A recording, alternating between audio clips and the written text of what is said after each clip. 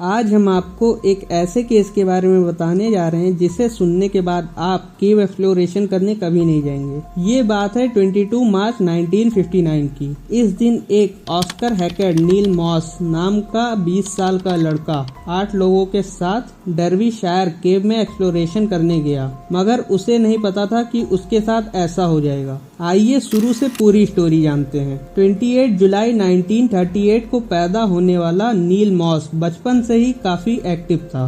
एक well settled और financially मजबूत फैमिली से होने की वजह से बचपन से ही एजुकेशन से लेकर स्पोर्ट तक उसने हर फील्ड में अच्छे इंस्टीट्यूट से पढ़ाई की। उसने अपने ग्रेजुएशन के लिए ऑक्सफोर्ड यूनिवर्सिटी में एडमिशन लिया। वहां अपने डेयरिंग नेचर के चलते उसने ब्रिटिश स्पियोलॉजिकल एसोसिएशन में पार्ट लिया। अब जिनको नहीं पता ये स्पियोलॉजी क्या होती है तो उनको बता दें, इसमें केव की पढ़ाई होती है। तो 22 मार्च 1959 को नील और उसके 7 लोगों की टीम डर्बीशायर केव में नए चैम्बर, जिसका नाम स्टेलामाइट चैम्बर है, उसमें एक्सप्लोर करने गई थी। ये लोग केव की एंट्रेंस से जब अंदर गए तो पूरी केव मड से भरी हुई थी। थोड़ी ही आगे चलने के बाद इन्हें नीचे जाते एक दूसरे केव का रास्ता मिला। उन्हें अंदर जाके कुछ नया मिल सकता है, ये सोचकर उन्होंने उसे एक्सप्लोर करने का सोचा, मगर वो रास्ता इतना पतला था कि उसमें कोई नहीं जा सकता था। तभी नील ने आगे बढ़कर कहा वो अंदर जाकर एक्सप्लोर करेगा। नील काफी पतला था, पूरे ग्रुप में खाली वही अंदर जा सकता था, तो सभी ने उसकी बात मान ली। उन सब ने केव की गहराई का अंदाजा लगाया और केव में 75 मीटर की सीढ़ी डाल दी। दोपहर के लगभग 3:30 बजे नील पतले से रास्ते से होते हुए अंदर जाने लगा। लगभग 12 फीट अंदर जाने के बाद रास्ता कर्व यानी मुड़ गया। वो मोड़ लगभग 10 फीट तक था। उस कर्व की वजह से नील को अपनी बॉडी मोड़ कर नीचे उतरना पड़ा। 10 फीट के मोड़ के बाद वापस 18 फीट की सीधी गहराई थी। कुछ दूर नीचे उतरने के बाद रास्ता पत्थरों से बंद था।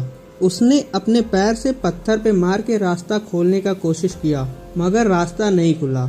इसी चक्कर में सीढ़ी जाम हो गई। कुछ देर कोशिश करने पर जब रास्ता नहीं खुला तो उसने ऊपर जाने का सोचा, पर तब तक वो इतने पतले रास्ते में आ चुका था कि उसके पैर तक मुड़ नहीं रहे थे, जिससे वो सीढ़ी से ऊपर नहीं चढ़ पा रहा था। वहीं से रियल प्रॉब्लम शुरू हुई। उसने तुरंत ये बात अपने साथियों से बताई। उन सब ने कहा सीढ़ी को कस के पकड़ लो, हम सीढ़ी ऊपर खींचेंगे, साथ ही साथ तुम भी ऊपर आ जाओगे। उसने ऐसा ही किया। ये तरीका काम आया और नील थोड़ा ऊपर गया, मगर सीढ़ी फंस गई।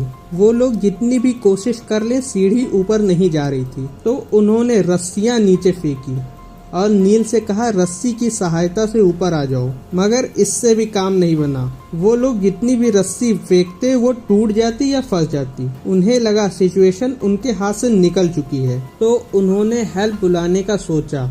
उन्होंने हर उस शख्स को कॉल किया जो नील को रेस्क्यू कर सके, और देखते ही देखते पूरे इंग्लैंड से RAF, national coal board, royal navy, यहाँ तक कि प्राइवेट रेस्क्यू करने वाले भी आए। देखते ही देखते एक के बाद एक लोग उस केस से नील को निकालने की कोशिश करने लगे, मगर नील इतना नीचे था कि वहाँ रेस्क्यूअर भी नहीं पहुँच पा रहे थे। उतना नीचे पहुँचते पहुँचते 2-3 रेस्क्यूअर तो खुद ही बेहोश हो गए। उसके बाद उन्हें रेस्क्यू करना पड़ा, मगर रॉन पीटर नाम के रेस्क्यू ऑफिसर थोड़ा कामयाब हुए जब उन्होंने नील की चेस्ट में रस्सी बांधी। लेकिन नील मॉस अब तक बेहोश हो चुका था। रात में करीब 12 बजे डॉक्टर के द्वारा ऑक्सीजन बोतल से उस केव में ऑक्सीजन बराबर की गई ताकि नील को होश में लाया जा सके, मगर नील को होश नहीं आया। देखते ही देखते सारे अटेम्प्ट फेल होते जा रहे थे, तो सबने कहा केव में एक्सपीरियंस मगर छोटे रेस्क्यूअर को लाने की रिक्वेस्ट की गई ताकि वो केव के अंदर जा सके। तो अगले दिन 18 साल की जून बैली नाम की रेस्क्यूअर आई। वो भी नील के पास तक नहीं पहुंच पाई। 24 घंटे बीत चुके थे, मगर कोई भी तरीका काम नहीं आ रहा था। डॉक्टर्स लगातार ऑक्सीजन पंप कर रहे थे ताकि केव में ऑक्सीजन कम ना हो। इतनी प्रॉब्लम कम थी कि उसी में बारिश भी शुरू हो गई, तो सबकी सेफ्टी को देखते हुए केव को खाली करना पड़ा। जब बारिश कम हुई तो RAF से एक डॉक्टर नील की ब्रीथिंग चेक करने गया, लेकिन तब तक नील मॉस की सांसें रुक चुकी थी। एग्जैक्ट टाइम तो नहीं पता चला, मगर 24 मार्च सुबह के 3 बजे नील मॉस इस दुनिया से जा चुका था। रेस्क्यूअर नील की बॉडी लाने जाने वाले थे, मगर नील के फादर ने सभी को रोक दिया और कहा